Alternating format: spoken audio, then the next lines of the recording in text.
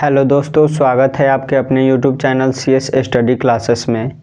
आज हम लोग पढ़ने वाले हैं क्लास 10th का साइंस का VVI सब्जेक्टिव क्वेश्चन। इससे पहले हम लोगों ने 2 वीडियो देख चुके हैं और दोनों में हम लोगों ने साइंस का VVI सब्जेक्टिव क्वेश्चन डिस्कस किया है, जो ये 2024 के परीक्षा की दृष्टिकोण से अति महत्वपूर्ण होगा। आप लोग उस वीडियो को डिस्क्रिप्शन में मैं उसका लिंक डाल दूंगा, उसे आप लोग ज़रूर देख लेंगे ताकि आपके परीक्षा में क्वेश्चन उससे आता है और आएगा। ठीक है, अगला हमारा आज का क्लास में पहला क्वेश्चन है, जाइलम और फ्लोएम में अंतर स्पष्ट करें। यह भी मोस्ट VVI सब्जेक्टिव क्वेश्चन है। ठीक है, ये बहुत बार आपके एग्ज़ाम में मैट्रिक एग्ज़ाम 2024 में पूछा हुआ है। क्वेश्चन है, जाइलम और फ्लोएम में अंतर स्पष्ट करें। ठीक है, ये आपके परीक्षा में 2 नंबर में पूछेगा। ठीक है, ये बायोलॉजी का क्वेश्चन है। क्वेश्चन है, जाइलम और फ्लोएम में अंतर स्पष्ट करें। तो सबसे पहले हम एग्जाम में लिखेंगे जाइलम और फ्लोएम में निम्नलिखित अंतर है। ये हमें लिखना बहुत ज़रूरी है, निम्नलिखित अंतर है। ठीक है, उसके बाद एक तरफ लिख लेंगे जाइलम और दूसरे तरफ लिखेंगे फ्लोएम। ठीक है, जाइलम में सबसे पहले लिखेंगे 1 नंबर, इसका प्रमुख कार्य जल पहुंचाना होता है। यानी जाइलम जो है, जाइलम ज से स्टार्ट है, जाइलम जल, यानी जाइलम जो है जल को पहुंचाता है। और फ्लोएम, फ्लोएम यानी ये हो गया फ से स्टार्ट है, यानी फूड। फ्लोएम जो है, फ्लोएम का मुख्य कार्य होता है भोजन, यानी कि फूड को पहुंचाना। ठीक है, जाइलम जल को पहुंचाता है और फ्लोएम जो है भोजन को पहुंचाता है, फूड को। जाइलम की जो कोशिका होती है वह मृत होती है। जाइलम की कोशिका क्या होती है? तो जाइलम की कोशिका मृत होती है और फ्लोएम की जो कोशिका होती है वह जीवित होती है। ठीक है, अगला है, जाइलम के ऊतक को दारू कहते हैं। जाइलम के ऊतक को दारू कहते हैं और फ्लोएम के ऊतक को क्या कहते हैं? तो फ्लोएम के ऊतक को वास्ट कहते हैं। ठीक है, आगे है, जाइलम की जो गति है वह नीचे से ऊपर की ओर होती है। जाइलम की जो गति है, यानी कि जाइलम जल को जमीन से यानी नीचे से अपने पौधे जो है अपने मूल रोम से जल को अवशोषित कर पौधों के पत्तियों तक पहुंचाते हैं। किससे ग्रहण कर? जल जो है नीचे से यानी धरती से ग्रहण कर मूल रोम के द्वारा पौधे अपने पत्तियों तक पहुंचाता है। और फ्लोएम की जो गति है सभी दिशाओं में होती है, यानी कि जैसे पत्ती में भोजन बन जाता है तो भोजन जो है सभी जगह पहुंचता है, इसीलिए फ्लोएम की जो गति है वह सभी दिशाओं में होती है।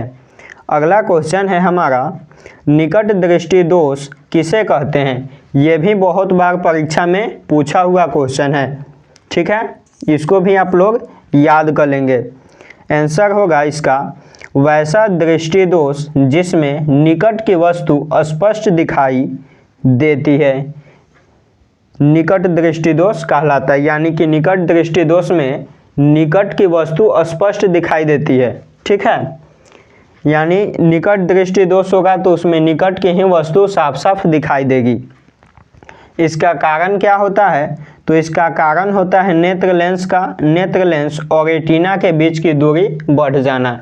यानी कि नेत्र लेंस जो होता है और रेटिना के बीच की जो दूरी है वह बढ़ जाती है, जिसके कारण निकट दृष्टि दोष होता है। दूसरा कारण है नेत्र लेंस का मोटा हो जाना। दूसरा कारण क्या है? तो नेत्र लेंस जो है वह मोटा हो जाता है।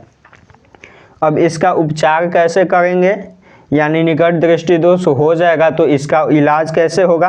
तो अवतल लेंस के चश्मे यानी अवतल लेंस का चश्मा पहन लिया जाएगा तो निकट दृष्टि दोष का उपचार हो जाएगा।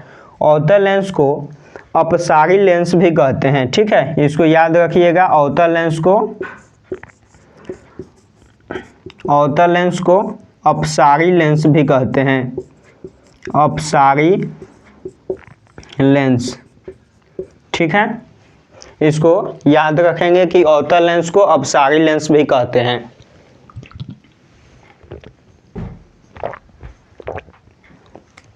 अगला क्वेश्चन है, दूरदृष्टि दोष किसे कहते हैं?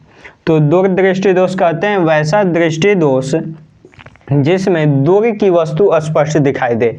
यानी कि दूरदृष्टि दोष होगा तो उसमें दूर की वस्तु जो है स्पष्ट दिखाई देती है, उसे दूरदृष्टि दोष कहते हैं। दूरदृष्टि दोष का कारण क्या होता है? तो नेत्र लेंस और रेटिना के बीच की दूरी घट जाना। इसमें क्या था? तो नेत्र लेंस और रेटिना के बीच की दूरी यहाँ पे बढ़ जाती थी और दूरदृष्टि दोष में नेत्र लेंस और रेटिना के बीच की दूरी घट जाती है। नेत्र लेंस का पतला हो जाना, इसमें जो नेत्र लेंस है वह पतला हो जाता है, यानी कि पतला हो जाता है तो दूर तक दिखाई देता है इसमें। और इसमें क्या होता था? तो नेत्र लेंस और रेटिना के बीच की दूरी मोटा हो जाता था। ठीक है। दूरदृष्टि दोष का उपचार किस लेंस से किया जाता है? तो उत्तल लेंस से। उत्तल लेंस को हम अभिसारी लेंस भी बोलते हैं, अभिसारी लेंस। उत्तल लेंस को हम अभिसारी लेंस भी बोलते हैं। उत्तल लेंस को रीडिंग लेंस भी बोला जाता है, रीडिंग लेंस। ठीक है, उत्तल लेंस को रीडिंग लेंस भी बोलते हैं और अभिसारी लेंस भी। अगर आपसे क्वेश्चन पूछे कि स्पष्ट दृष्टि की न्यूनतम दूरी कितनी होती है? स्पष्ट दृष्टि की न्यूनतम दूरी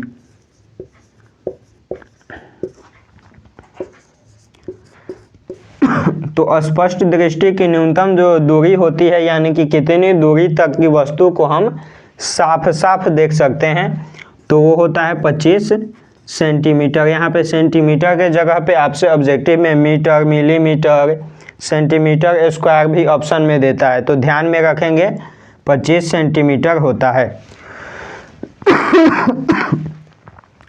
अगर स्पष्ट दृष्टि की महत्तम दूरी पूछ दे, स्पष्ट दृष्टि की महत्तम दूरी यानी कि कहाँ तक की वस्तु को हम साफ साफ देख सकते हैं, तो वो होता है अनंत। कहाँ तक देख सकते हैं? तो अनंत तक देख सकते हैं, इसका कोई सीमा नहीं है। ठीक है, ये टोटल क्वेश्चन आप लोग नोट कर लेंगे और इसे याद कर लेंगे। ये परीक्षा के दृष्टिकोण से बहुत महत्वपूर्ण है। अगर वीडियो पसंद आया हो तो चैनल को लाइक, शेयर एंड सब्सक्राइब कर दें। धन्यवाद।